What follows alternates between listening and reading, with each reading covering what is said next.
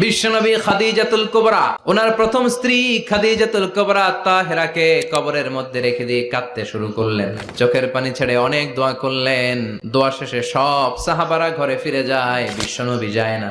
সাইয়েদনা আবু বকর বললেন, ও নবী চলেন ঘরে যাই। অনেক তো দোয়া করলেন, বিশ্বনবী বললেন, আবু বকর তুমি যাও, আমি যাব না। এইটা সাধারণ মহিলা না, এটা বিপদের দিনের সঙ্গিনী খাদিজা। মক্কায় যখন আমার কেউ ছিল না, খাদিজা আমারে ভুলে নাই। এই একটাই মহিলা, যেই মহিলাকে আল্লাহ আরশের উপর থেকে সালাম দিয়েছে, মহিলাটার নাম খাদিজা। আল্লাহু আকবার। আমার সব সন্তান আল্লাহ খাদিজার পেট থেকে দিয়েছে।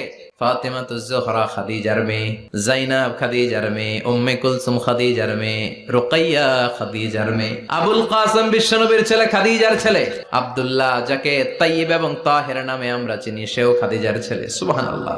ও আবু বকর, আমার এই কলিজার টুকরা প্রিয়তমা খাদিজারে রেখে দিয়ে কেমনে বাসায় যায়? তুমি যাও এখন।